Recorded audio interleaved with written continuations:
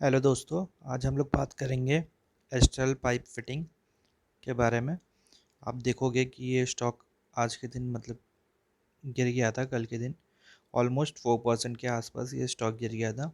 अगर हम लोग इसका 5 डेज़ का देखेंगे तो ये -3.74% था। 1 मंथ में देखेंगे तो 6.22%, और YTD में देखेंगे तो ऑलमोस्ट 65% तक अप था ये। और मैक्सिमम देखेंगे तो ये 38,643.27% तक का रिटर्न दिया है इसने। मतलब from starting to end till now बहुत अच्छा रिटर्न दिया है इसने। और स्टार्ट हुआ था 2007 में, तो उस हिसाब से इसने अच्छा रिटर्न दिया है। मगर अभी हम लोग इसके रिज़ल्ट की बात करेंगे, क्यों ये इतना गिरा है कल के दिन। तो ये आज हम लोग देखेंगे इसके रिज़ल्ट के ऊपर कि कैसा रिज़ल्ट आया था। ये है एस्ट्रल का रिज़ल्ट। अगर अभी हम लोग देखेंगे यहाँ पे रेवेन्यू कितना आया था, मे बी आपको ये पहले से बताया है मैंने। जो फर्स्ट कॉलम होता है ये करंट रिजल्ट होता है, ये लास्ट क्वार्टर, और this one same quarter of last year means 2020। तो चलिए देखते हैं इस बार का रिज़ल्ट कैसा था। रेवेन्यू यहाँ पे टोटल इनकम कितनी हुई है, रेवेन्यू हुआ है 5207, ये मिलियंस में। और लास्ट क्वार्टर में देखिए आप ऑलमोस्ट 40% डाउन हुआ है इस बार, मोर देन 40% डाउन हुआ है, 9138। अगर हम लोग ईयर ऑन ईयर बेसिस पे देखेंगे तो यहाँ पे 3195 ईयर ऑन ईयर बेसिस में इंक्रीमेंट हुआ है 20% के ऊपर। मगर if you can compare with last quarter तो कुछ इतना खास कुछ भी नहीं है, माइनस में ही है, अच्छा नहीं है। आगे देखते हैं हम लोग कि इसका एक्सपेंसेस कितना हुआ था। टोटल एक्सपेंसेस अभी आप देखोगे यहाँ पे इस क्वार्टर में 4429 मिलियन हुआ था। लास्ट क्वार्टर में इससे ज़्यादा एक्सपेंसेस हुआ था क्योंकि प्रॉफिट भी अच्छा था उस टाइम पे, रेवेन्यू भी अच्छा हुआ था, तो इसके लिए उसका जो एक्सपेंसेस था वो भी बढ़ गया। अभी हम लोग देखेंगे यहाँ पे इसका प्रॉफिट बिफोर टैक्स कितना है। इस क्वार्टर में 778 मिलियन, लास्ट क्वार्टर में देखिए ऑलमोस्ट 714, मे बी 150+ % था लास्ट क्वार्टर में, मगर इस क्वार्टर में कम आया। मगर अगर हम लोग इसी को ईयर ऑन ईयर बेसिस के क्वार्टर पे से कंपेयर करेंगे तो ये अच्छा है, 300+ अप है।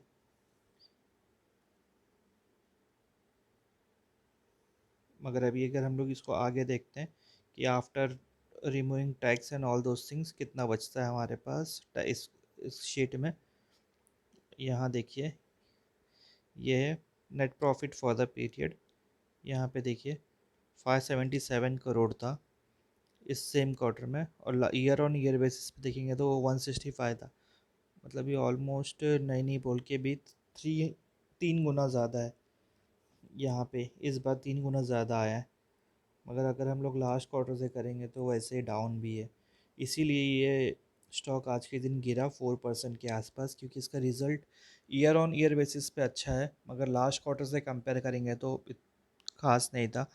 यही प्रॉब्लम है इस स्टॉक में कि क्योंकि ये नीचे गिर रहा है।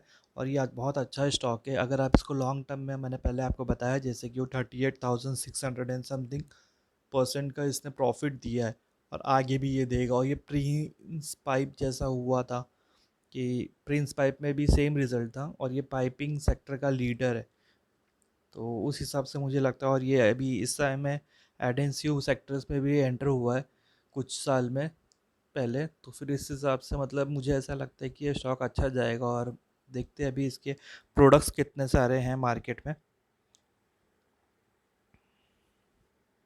यहाँ पे देखिए आप इसके प्रोडक्ट्स कितने ज़्यादा हैं। प्लम्बिंग, पाइपिंग एंड फिटिंग, उसके अंदर सब कैटेगरीज इतनी सारी है। Sewage, drainage, piping and fitting, agricultures के लिए भी है, वाटर टैंक भी बनाता है ये, और इंडस्ट्रियल पाइपिंग एंड फिटिंग भी करता है, cable protections, surface drainage systems, urban infrastructure, fires, anchor product installation, tube, ये सब चीज़ का इसका प्रोडक्ट है। और ये इनोवेशन टाइप में भी है कि नए नए प्रोडक्ट्स के ऊपर से रिसर्च भी होती है इसमें। तो तो इसके बेसिस पे मुझे ये स्टॉक ठीक लगता है। आगे हम लोग इसका देखते हैं कि ज़ीरोधा में इसका RSI क्या है और ये कैसे मूव कर रहा था। ये ज़ीरोधा में मैंने ना एस्ट्रल का चार्ट खोला है। यहाँ पे आप देखोगे तो यहाँ पे ये एस्ट्रल कि आगे देखते हैं हम लोग कि एस्ट्रल ने कैसे क्या प्रोसेस किया था। अगर आप ये देखोगे जो ये ग्रीन लाइन है, ये 50 डे मूविंग एवरेज की है, ये सपोर्ट की तरह वर्क कर रहा है। आप देखिए हर जगह पे ये मेन सपोर्ट है। ऐसे में हर जगह पे इसने उसी को मतलब फॉलो किया है, और कहीं कहीं पे अगर ज़्यादा ही डीप जा रहा है तो फिर ये 100 डे मूविंग एवरेज को उसने फॉलो किया है। यहाँ पे देखिए ये 100 डे मूविंग एवरेज है, तो इसी के ऊपर है 100 और 50 डे मूविंग एवरेज के ऊपर ये है स्टॉक कई सालों से। तो फिर उस हिसाब से मुझे ऐसा लगता है कि अगर ये अभी नीचे जा रहा है क्योंकि ड्यू टू रिज़ल्ट अच्छा नहीं आया था, और यह मार्केट का लीडर है पाइप मार्केट का, तो उस हिसाब से अगर मैं देखूँ तो मुझे ऐसा लगता है कि इसमें हमें बाय ऑन डिप्स करना चाहिए। अभी ये रिज़ल्ट को आए एक दिन हुआ है, मतलब मंडे के दिन ये मार्केट नीचे डाउन हुआ था। मुझे ऐसा लगता है ये और नीचे जाएगा, ये 50 के नीचे जाएगा RSI, तो हमें ये लेना चाहिए मुझे ऐसा लगता है।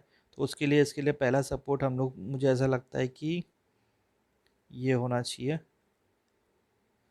क्योंकि यहाँ से एक बड़ी सी कैंडल बनी थी, तो मुझे लगता है कि वो इसको एज ए सपोर्ट कंसिडर करेगा कि ये इसके नीचे यहाँ से रिटर्न एक कॉल बैक होगा, ऊपर जाएगा ये। तो 2070 का एक आपको चाहिए, अब GTD और लगा दीजिए, या तो फिर सेकंड अगर इसको भी ये इसके भी नीचे जा रहा है तो मुझे लगता है वो इस लाइन को मतलब 50 डे मूविंग एवरेज को फॉलो करेगा। तो आप इस स्टॉक के ऊपर नज़र रखिए, ये आपको कैसा लगता है स्टॉक। तो चलिए हम लोग इसका मार्केट कैप ये सब देख लेते हैं। ये रहा इसका मार्केट कैप 43,202 करोड़। तो फिर मुझे ऐसा लगता है कि ये मार्केट कैप भी कम है इस टाइम पे। अगर आप इसके पीयर से कंपेयर करोगे तो सबसे ज़्यादा है, मगर ये एक जैसी लीडर कंपनी है उस हिसाब से इसका मार्केट कैप भी कम है। मुझे लगता है कि आगे और ग्रोथ करेगा। करंट प्राइस इसका ये चल रहा है, स्टॉक का पी 94.2 है इसका। ये वैल्यूएशन स्टॉक का पी मैं आपको नीचे बताऊंगा कि ये कैसे क्या कैलकुलेट होता है। तो अगर प्रॉफिट ज़्यादा है तो फिर पी ऊपर जाएगा, मगर ये अगर हम लोग इसका नीचे देखेंगे कैलकुलेशन कैसे क्या पी का है और इसका मैक्सिमम पी कितना था, तो ये हम लोग नीचे डाउन देखेंगे। इसका ROCE देखिए, मुझे 25+ ठीक लगता है, और इसका 30 है, और ROE 23.8 है। चलिए आगे देखते हैं। ROE ठीक है, 23.8 मीन्स ऑलमोस्ट 4% है, उस हिसाब से ठीक है। आगे देखते हैं हम लोग कि कैसा है। ये देखिए पी का वैल्यूएशन है, यहाँ पे देखिए इसका टॉप पी कितना था, 120 के आसपास, और अभी हम लोगों को मिल रहा है 98 में, मतलब 94। ऊपर 98 लिखा है, वो ऑन एन एवरेज निकाला है। अगर करंटली देखेंगे तो वो 94 पॉइंट के आसपास ऐसे में दिख रहा है हम लोगों को, तो उसका मतलब इसके अंदर अभी भी बहुत जान है। ये 120 तक जाएगा, मतलब ये स्टॉक और बहुत ऊपर जाएगा पी के हिसाब से भी, क्योंकि जैसे जैसे प्रॉफिट बढ़ेगा तो उस हिसाब से ये पी भी रेशो भी बढ़ेगा, क्योंकि प्रॉफिट डिवाइडेड बाई इक्विटी। अगर इसके प्रॉन्स देखेंगे हम लोग, कंपनी हैज़ ए रिड्यूस डेप्थ, कंपनी ऑलमोस्ट डेप्ट फ्री है, company is expected to give good quarter, company deliver good profit growth. देखिए 32.5% प्रॉफिट ग्रोथ दे रही है, और क्या चाहिए हम लोगों को। Median sales 20.95% of last 10 years. और कौन क्या stock is trading at 22.79 times its book value. It's fine यार, बुक वैल्यू तो बढ़ेगा ही ना, अगर अच्छा इतना लीडर स्टॉक है तो फिर उसका तो बढ़ेगा ही, डेफिनेटली वो पॉसिबल है। ये अभी हम लोग ईयर ऑन ईयर बेसिस पे देख रहे हैं। अच्छे स्टॉक की सबसे खासी बात यही होती है, सबसे अच्छी बात ये होती है कि वो हमेशा अप ट्रेंड में होता है। जैसे कि ये स्टॉक देखिए फॉलो किया है इसने अपना अप ट्रेंड। ऑपरेटिंग प्रॉफिट देखिए इसका प्लस प्लस प्लस प्लस बढ़ते ही जा रहा है। सेल्स भी देखिए आप, यहाँ इस टाइम पे थोड़ा कम हुआ था, ज़्यादा डिफरेंस नहीं है, मगर फिर भी ये पॉजिटिव में था, मतलब कि as compare to last increment ही था। प्रॉफिट देखिए आप, ईयर ऑन ईयर बेसिस पे प्रॉफिट हम लोगों को देखना चाहिए। क्वार्टरली कभी कभार ऐसा होता है कि कोई क्वार्टर अच्छा होता है, कोई क्वार्टर ख़राब होता है, मगर ईयर सबसे इंपॉर्टेंट होता है। तो हमें ईयर ऑन ईयर बेसिस पे प्रॉफिट बिफोर नेट देखेंगे हम लोग। तो यहाँ पे देखिए आप, यहाँ से चालू हुआ है 33 से, हर एक साल almost profit profit profit profit profit. और अभी तो ये लास्ट में तो मतलब बहुत ही अच्छा प्रॉफिट दिया है इसने एज़ कम्पेयर टू लास्ट। और यहाँ पे आप देखेंगे तो सिर्फ एक यहाँ पे थोड़ा बहुत ऊपर नीचे हुआ था, 79 के बाद 76 हुआ था, मगर वो पुराना था। अभी मतलब बहुत लास्ट 6-7 ईयर्स बिफोर की बात है वो। फिर मुझे ऐसा लगता है कि ये स्टॉक बहुत अच्छा है। और ये प्रमोटर होल्डिंग्स देखेंगे अगर हम लोग, तो सिर्फ 55.74% है। प्रमोटर्स ने अपनी कुछ होल्डिंग्स बेची है यहाँ पे। ये दिसंबर देखिए अब 2019, यहाँ और यहाँ दोनों में का डिफरेंस है 3%, ऑलमोस्ट 3 नहीं 2 कुछ % का डिफरेंस है।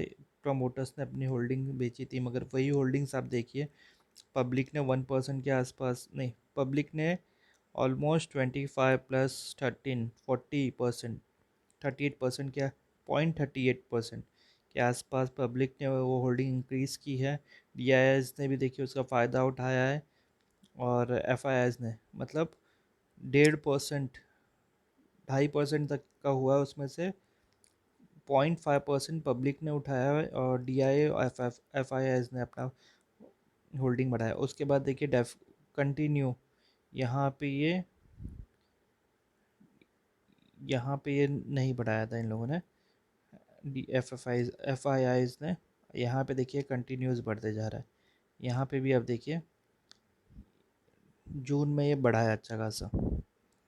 तो D I S F I S जहाँ पे ज़्यादा अपनी होल्डिंग करते हैं उस टाइम पे मतलब वो उनकी होल्डिंग अच्छी बात है, मगर अगर पब्लिक की होल्डिंग है तो समझ लीजिए कि वहाँ पे लिक्विडिटी ज़्यादा हो जाती है। अगर पब्लिक मतलब डर जाती है, अगर अभी फॉर एग्जांपल अभी हम देखेंगे कि ये स्टॉक का जो रिज़ल्ट था, प्रॉफिट था, ग्रोथ था, नेट प्रॉफिट अच्छा नहीं हुआ है, क्वार्टर ऑन क्वार्टर बेसिस पे नहीं हुआ है, मगर year Y on Y basis देखेंगे तो ये अच्छा प्रॉफिट था। तो पब्लिक ये सब चीज़ पे देख के ज़्यादा डर जाती है और वो अपना माल बेचने लग जाती है, सेल करने लग जाते हैं। तो इसके लिए ज़्यादातर ये F I S D I S का ही होना चाहिए। अगर आपको ये मेरी ये जो मैंने वीडियो बनाया वो अच्छा लगा तो आप प्लीज़ लाइक सब्सक्राइब करिएगा मेरे चैनल को। अगर कोई क्यूरी है या कुछ क्वेश्चन है तो आप कमेंट में लिख सकते हैं। Thank you for watching my video. Bye bye, have a nice day.